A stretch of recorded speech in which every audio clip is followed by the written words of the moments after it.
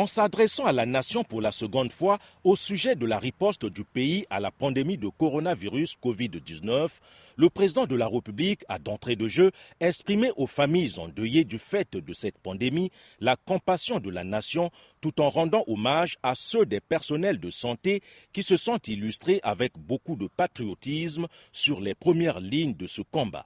Le chef de l'État n'a pas manqué de traduire la reconnaissance de la nation aux 2 médecins qui ont perdu la vie en allant sauver celle des autres. Malheureusement, parmi ces agents de santé, il y en a qui ont déserté les hôpitaux. Pourtant, ces hommes et femmes en blouse tirent souvent leur fierté en sauvant des vies. Voilà pourquoi, dans son message à la nation, le président de la République demande au personnel de santé de retrouver le chemin du devoir fondé sur le serment d'Hippocrate. À tous ceux qui se seraient éloignés de leur serment d'Hippocrate, il importe qu'ils retrouvent le chemin du devoir pour soulager leur conscience de la lourde incrimination de non-assistance à personne en danger.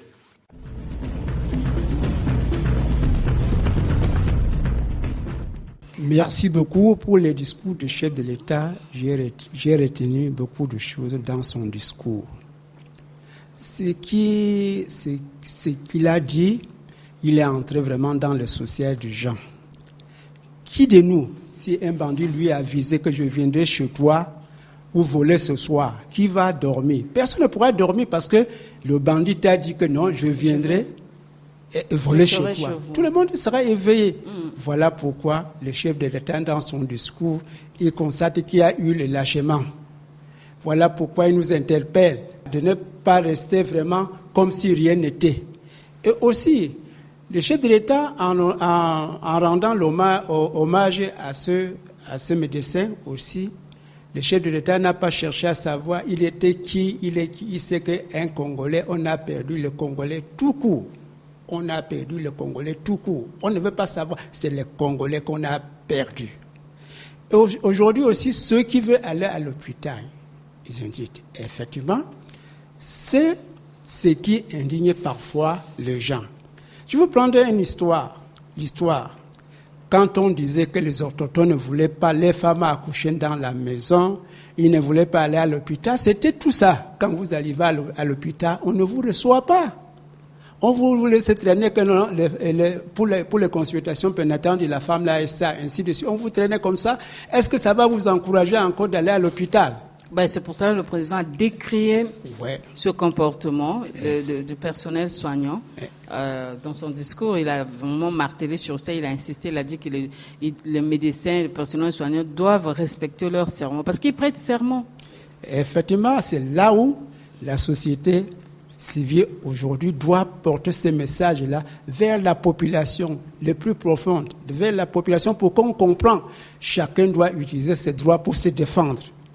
Parce que si je sais que non, j'ai le droit que cet infirmier-là, il est congolais. Il doit me consulter. S'il ne me consulte pas, je dois le porter plainte parce que je suis congolais comme tout le reste. Pourquoi il ne veut pas me traiter? Voilà le discours du chef de l'État.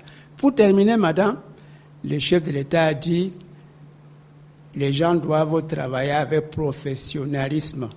Je me dis que oui, un amateur n'est pas égal à un professionnel. Il a dit il faut agir avec professionnalisme, c'est qu'il a vu les dérapages. Les dérapages, tout à fait. C'est lui qui connaît. En tout cas, s'il s'est levé pour faire un discours, c'est qu'il a eu une constatation. Il a eu une constatation. Je sais pour dire aussi, chacun devait faire son travail comme cela se doit. Et chacun devait, quand en période de quarantaine là, tout le monde devient nécessiteux. Pourquoi je le dis? Vous avez gardé quelque chose au bureau, vous avez le moyen, vous avez gardé au bureau, mais on dit non, on ne sort plus. Est-ce que vous êtes nécessité ou pas? Vous avez ce que vous avez provisionné dans la maison. Si vous n'avez pas le courant, vous n'avez pas ceci, ça va pourrir. Et vous êtes nécessité ou pas? Voilà pourquoi je dis le discours du chef de l'État, nous devons respecter ça à la lettre. Merci. Merci. Nous allons encore marquer une pause, le temps pour nous de suivre un extrait du discours du chef de l'État congolais, Denis Sassou Nguesso.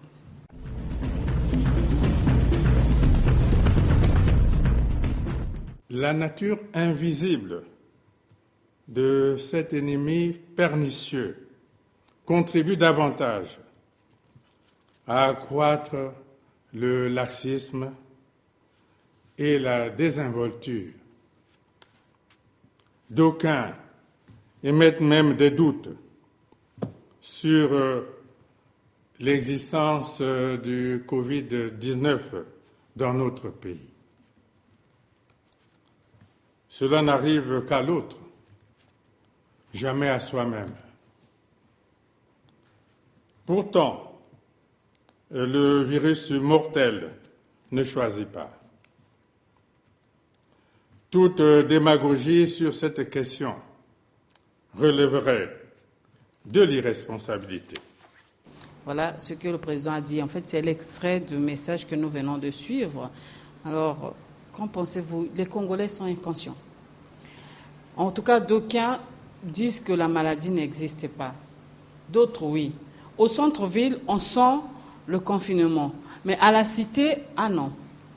En tout cas, à partir de Wenze jusqu'à Talangay, Mikalu, Kombo, vraiment, c'est comme si il n'y a pas eu de mesures. C'est comme si le coronavirus n'existe pas au Congo. Vous qui êtes de la société civile, comment faites-vous pour aider le chef de l'État, pour aider la population? Ceux qui sont toujours dehors, ceux qui ne croient pas à cette maladie. Merci madame. Il faut rajouter que nous avons hérité ça, c'est de la culture africaine déjà. Vous savez, il est très difficile à persuader l'Africain sur l'existence d'un virus invisible. Ou encore plutôt sur l'existence d'un mal invisible qui peut l'affecter. Et je me souviens encore, il y avait une anecdote à l'époque qui disait que le noir ne mourait pas de microbes. Et il y a des personnes, malheureusement, qui jusqu'à aujourd'hui tiennent mordicus sur cette affirmation-là. Et c'est malheureusement cela qui cause un peu la difficulté dans la sensibilisation. Mais ce n'est pas impossible. La population congolaise n'est pas une forteresse inattaquable.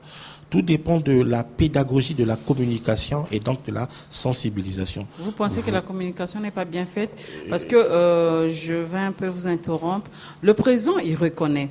Il sait qu'il y a des populations qui vivent du jour au jour. Il sait qu'il y a des gens, pour manger, il faut qu'ils sortent. Il le sait. Mais c'est comme s'il supplie la population. C'est comme s'il implore même. Il demande à la population de se serrer un peu la ceinture, de laisser passer ce moment pour que nous soyons sauvés. Mais du côté de la population, on dirait que le message n'est pas bien passé. C'est comme si les gens sont inconscients de cette maladie. Déjà, je voulais rebondir même avant le discours du président de la République, avant ce deuxième discours, des messages sont passés bien avant sur la sensibilisation. Lorsque je parle de pédagogie, tout simplement parce que je définis ici qu'il y a une grande différence entre ce que vous dites et ce que les autres comprennent. Est-ce que vous comprenez? Les gens ont bien perçu le message du président de la République. Et vous le dites si bien. Il y a un relais qui devrait se faire. C'est le relais de la société civile dans l'explication, dans la fluidité la plus absolue.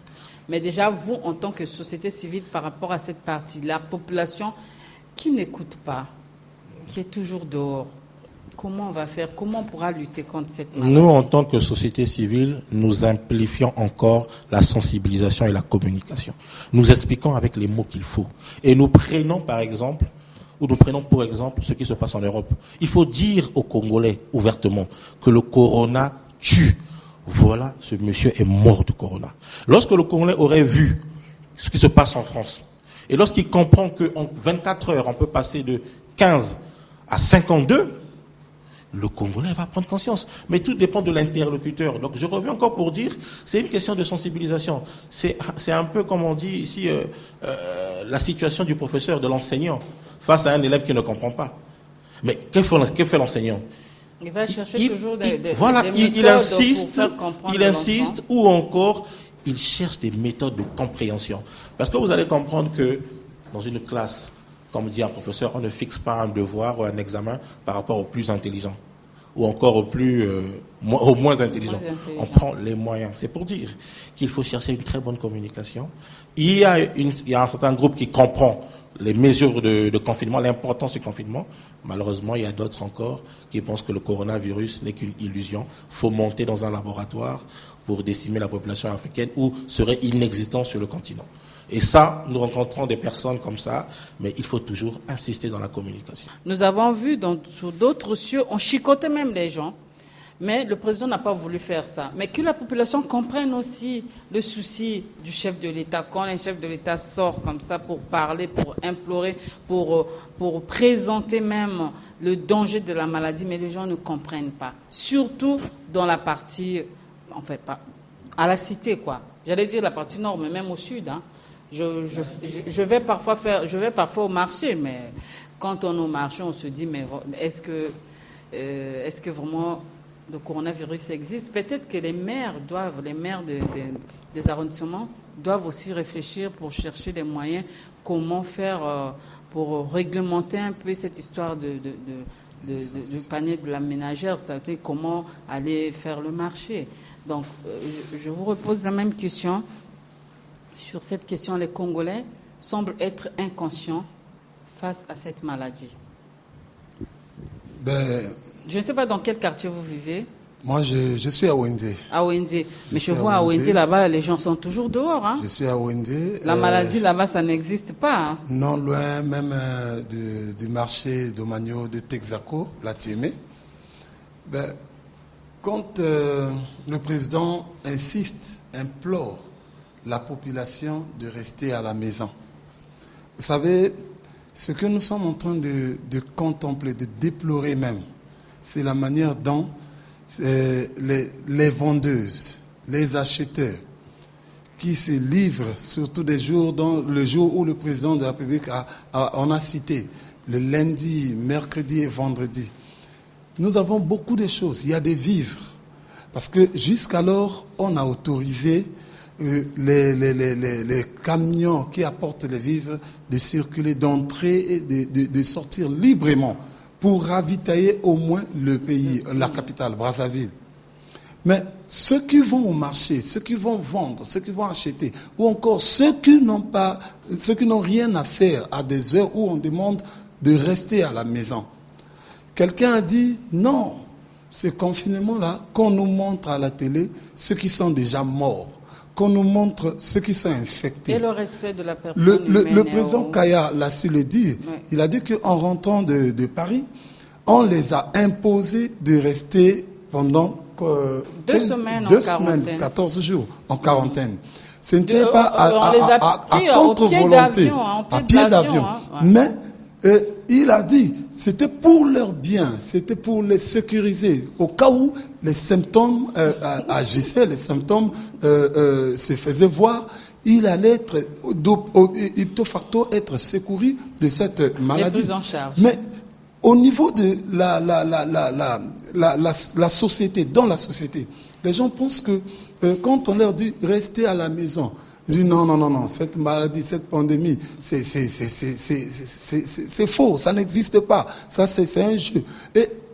Mais quand les autres nations, quand les autres chefs d'État ordonnent à l'armée de chicoter les gens parce qu'ils voient l'ampleur de la maladie. Mais chez nous, on n'a pas voulu faire ça, mais les gens ne veulent pas comprendre. Mais déjà, chicoter les gens, ça ne fait pas partie des droits de l'homme. Mais ça, oui, mais comme les gens font la tête-tête. Ce sont des violations des droits de l'homme. Le président a insisté, le président a imploré. Si vous avez suivi le discours du président, il dit à ses chers compatriotes de se comporter comme des gens qui ont la conscience. Il appelle à la conscience de tout Congolais. C'est-à-dire, ça concerne votre survie. Restez à la maison. Il a même proclamé, il a même dit, je sais que c'est difficile, je sais que beaucoup de Congolais vivent dans l'informel. Vous voyez, ouais. Il est conscient, c'est un père, il a des ambitions, il a des programmes. C'est-à-dire, quand il est là, il réfléchit. Il a même dit, la discipline implique des sacrifices. Ah oui. Donc, nous tous, on doit se sacrifier. Mais dans quelle mesure, quand on nous demande de se sacrifier, c'est-à-dire, il y a d'abord ta propre vie que tu dois préserver. Parce que chacun est maître de sa vie, chacun est maître de soi. C'est-à-dire, si tu veux vivre longtemps, même la parole de Dieu le déclare, il dit, l'homme prudent voit le mal de loin, il se cache. Il ne faut pas aller là où il y a le mal, il ne faut pas aller là où il y a le danger. Non, montrez-moi celui qui est mort. Tous ceux qui disent comme ça, madame, vous savez, perdre un être cher, peut-être que ceux qui le disent n'ont jamais perdu des êtres proches et chers. Parce que si tu perds une personne, j'ai dit déjà en passant, comme m'avait su le dire mon collègue le président Kaya, mes condoléances aux familles qui ont perdu les êtres chers. Parce que moi, j'en connais un. La personne là, c'était un cadre. Mais aujourd'hui, il n'est plus avec nous. Il est parti. Il est mort, décédé à cause de ces pandémies. Mais sa famille, peut-être on comptait sur lui. Et on espérait sur lui. C'était une personne qui pouvait peut-être faire du bien. Ben, aujourd'hui, il n'est plus. Donc, si tu n'as pas encore perdu un membre cher, ou encore tu es encore en vie, loue le Seigneur et respecte les mesures barrières. Au lieu de chercher à aller là où il y a le danger, mais aujourd'hui, rester à la tu vas maison. perdre la vie. Voilà un peu ce que je pense. Et le président de la République est dans ses droits d'interpeller la conscience de tout un chacun de la population congolaise. Et il parle en douceur, mais la population ne veut pas comprendre. Qu'est-ce que nous voulons, nous? Que Dieu nous vienne en aide. Je pose pratiquement la même question à tout le monde. Ouais. La population est inconsciente face au coronavirus. Comment faire? Vous qui êtes de la société civile. Oui.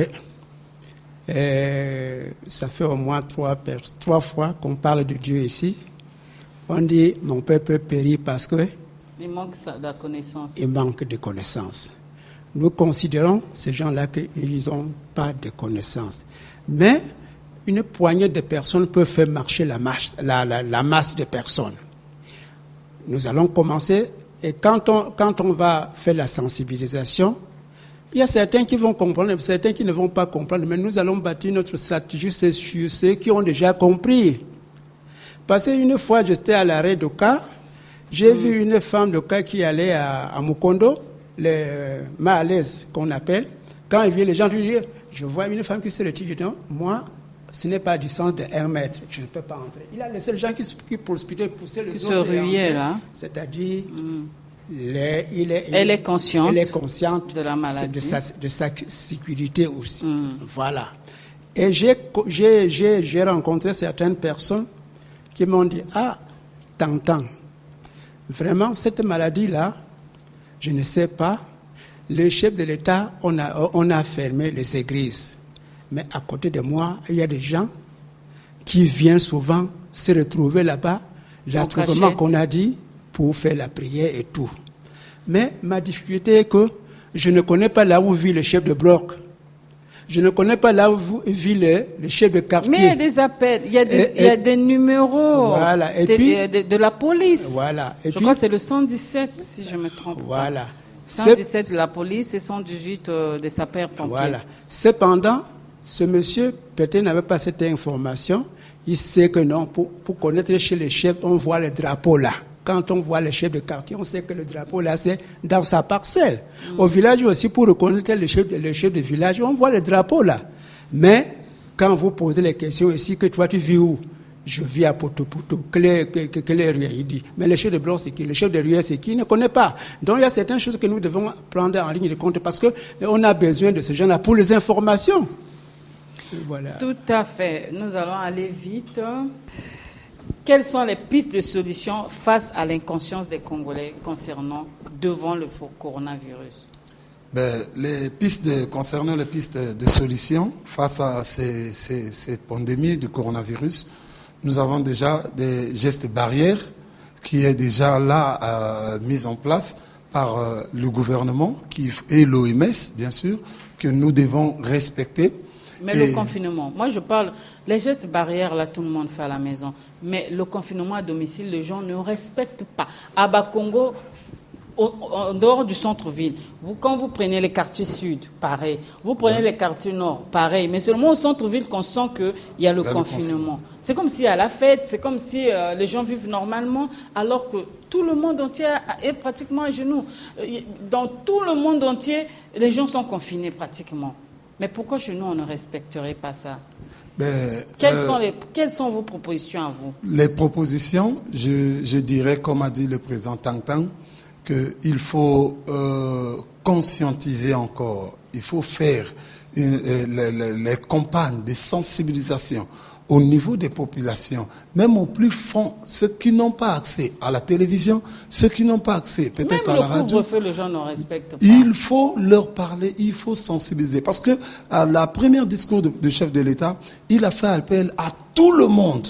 Ça veut dire que quand nous voulons que nous arrivons aux solutions, nous devons quand même inviter ceux-là qui sont appropriés, disponibles pour soutenir cette vision-là, pour soutenir la pensée du chef de l'État, aider la population à rester à la maison. C'est-à-dire ceux qui sont plus proches des populations, ceux qui ont la capacité de transmettre, parce que tout le monde n'a pas la capacité. Voilà, même, il faut apporter ce message dans toutes les langues nationales. Voilà. Faire comprendre à la population dans des langues qu'ils doivent comprendre. Par exemple, c'est de la zone sud, comme vous venez de le dire, il faudrait trouver ceux qui peuvent transmettre le message.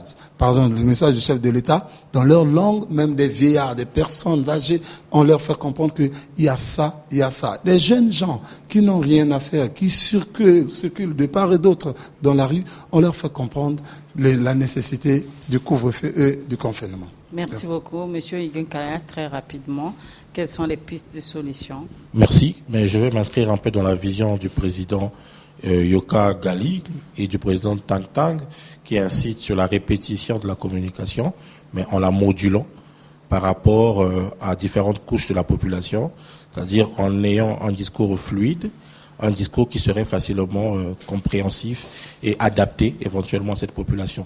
Il a fait allusion ici des langues que nous avons, les langues nationales, Kituba, Lingala, et peut-être un peu plus dans certains quartiers, éventuellement. Mais après, il faut qu'on se le dise aussi, en parlant du couvre-feu, on peut sensibiliser les populations, mais dans toute société, au monde, il y a toujours des récalcitrants.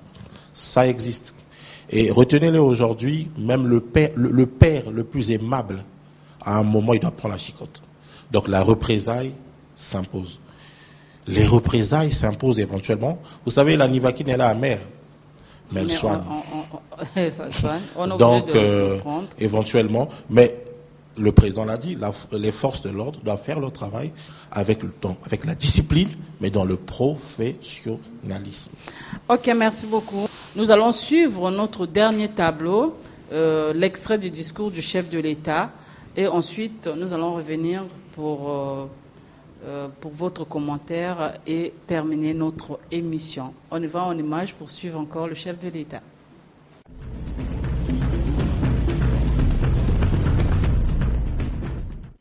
J'exhorte les dirigeants politiques et les organisations de la société civile à renforcer la communication de proximité pour l'information et l'encadrement des populations, à l'effet de mieux les prévenir du danger.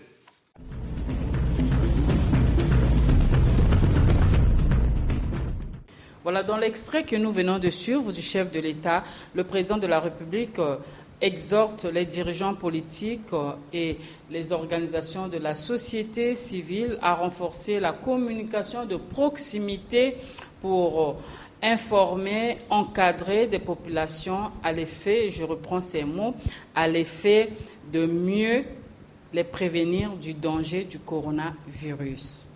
Qu'en pensez-vous, chers messieurs de la société civile? Le président fait une constatation qui est totalement logique. Il faut savoir que de par leur impartialité, de par leur neutralité et par leur incoloration politique, je pense que la société civile est un relais important dans la communication de proximité. Et dans le panthéon historique congolais, on a toujours vu comment, dans toutes les campagnes de sensibilisation au VIH, à la tuberculose, au paludisme, les associations ont su jouer un rôle très important dans la communication. Vous êtes quand même associé ? Éventuellement, il faut noter... Vous êtes quand même associé dans le comité d'organisation ? Très bonne question. Il faut noter qu'il existe un conseil consultatif de la société civile qui est piloté par monsieur Germain Cephas Ewangi, avec qui nous sommes en train de réfléchir sur des vastes campagnes de sensibilisation sur toute l'étendue du territoire national.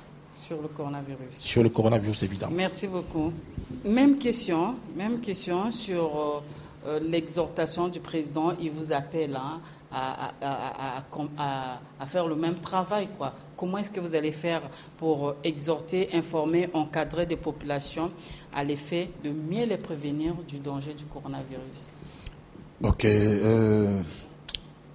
Déjà, le président Kaya l'a dit, qu'en tant qu'acteur de la société civile, si le président fait appel aux organisations de la société civile, moi je crois que il est temps que le gouvernement doit savoir que par rapport au niveau de ce combat, par rapport à cette guerre, sans la société civile, on ne peut rien. Et parce que le président, il sait que la population a été tuée. Ah oui, sans la société civile, il sait que la société civile, ces organisations sont liées à la population. Donc, nous sommes au centre de la population. Nous pouvons mieux. Il a dit pour mieux sensibiliser. C'est-à-dire, ceux qui sont près de la population, nous allons faire de notre mieux avec l'aide de Dieu. Parce que cette pandémie, personne ne le voit. C'est un ennemi, comme tout le monde le dit, invisible. Donc, avec l'aide de Dieu, dans la société civile, nous avons des comités scientifiques, nous avons des hommes de Dieu, nous avons toutes sortes de personnes. Et nous croyons que avec l'aide du Seigneur, nous allons y arriver pour sensibiliser la population afin d'éradiquer à cette pandémie au sol de notre nation. Merci. D'accord.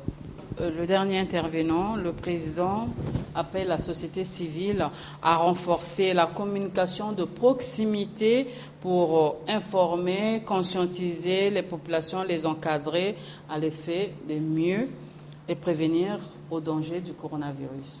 Merci beaucoup, madame.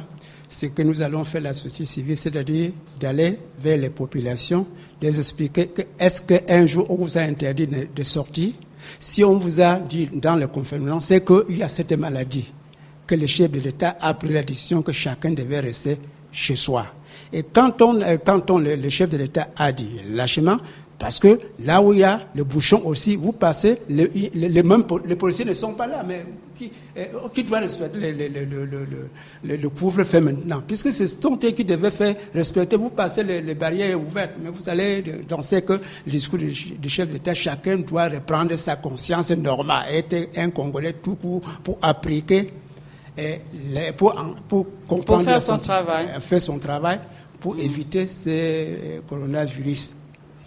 Voilà, merci beaucoup à vous. Nous sommes arrivés à la fin de notre émission. C'était une émission spéciale décryptage du discours du chef de l'État prononcé le 30 avril 2020 sur les mesures de prévention face au coronavirus. Merci encore à vous, très chers téléspectateurs, de nous avoir suivis. On se retrouve à la très prochaine occasion. D'ici là, portez-vous bien et s'il vous plaît, respectons les mesures barrières contre le coronavirus et restons chez nous. C'est la meilleure prévention. Merci, au revoir.